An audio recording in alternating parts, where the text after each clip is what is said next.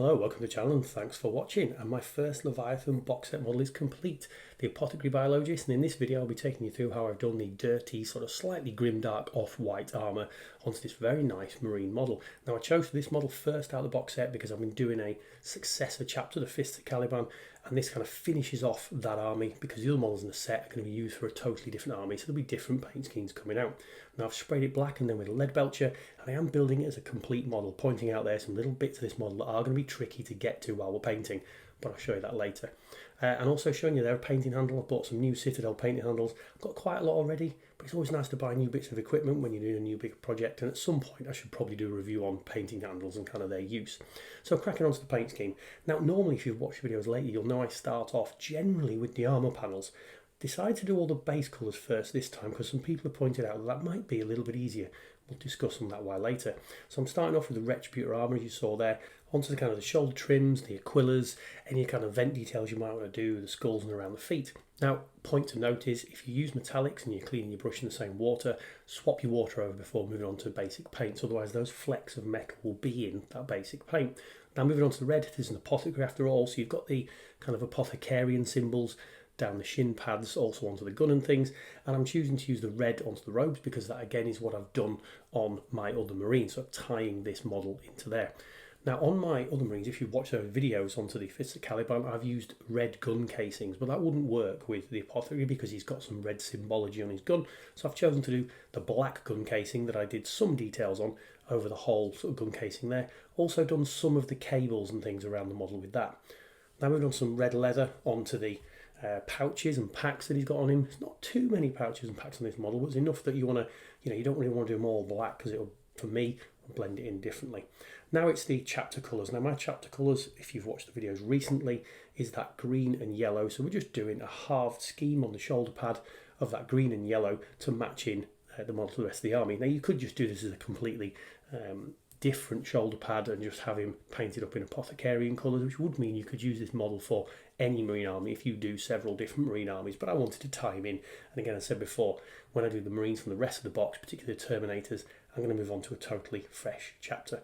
I'm also taking a chance while the first coat on that yellow and green on the shoulder is drying to take some of that yellow and green and put it onto the control panels around the model, which you've seen there as well. I've also done with the red we're using before.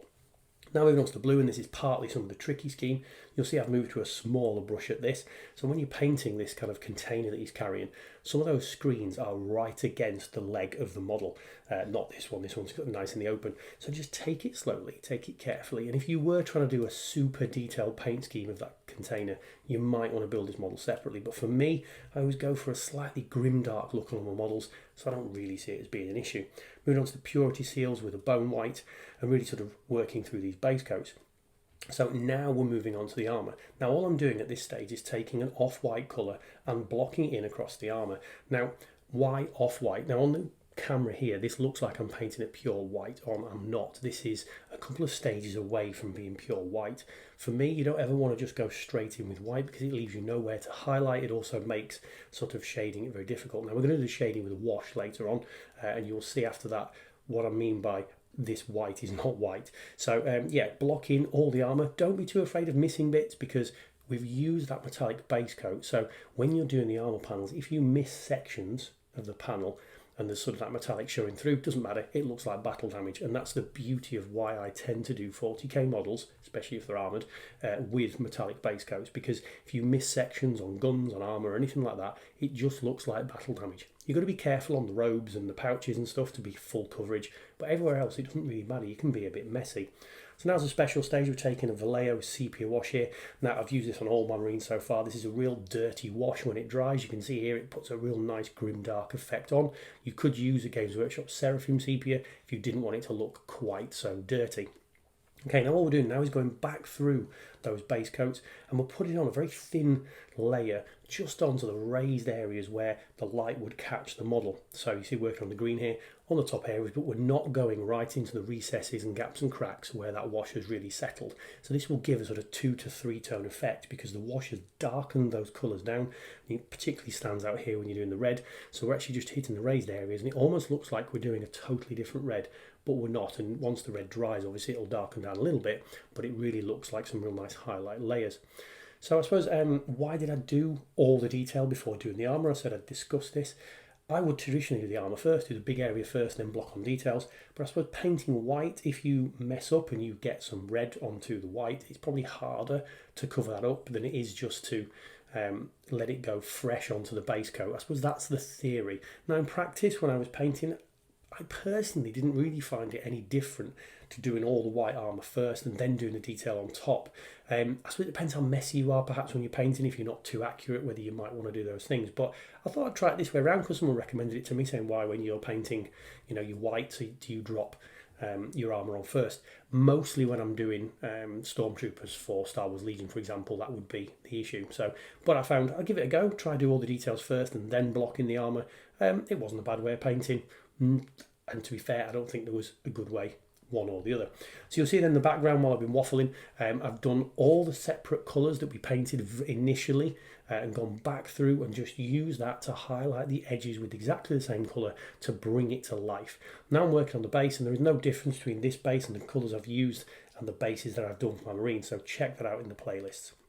Okay, so now I've got the model to the point we're about to use the white armour, and I'm going to show you on here what I mean about the different colours. So we have there Vallejo off-white on the left.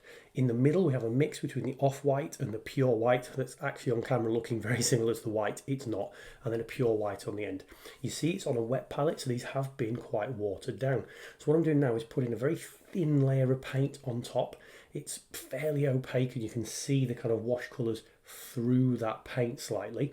So I'm putting it on a nice thin layer, going back, and then I'm taking the off-white mix from the middle, and that's what I'm putting on the top panel. So I'm covering the whole panel in the off-white, then the mix between the off-white and the white, and working that from the top down to kind of halfway down the armour panel. So we're almost doing some wet blending with these two different white colours.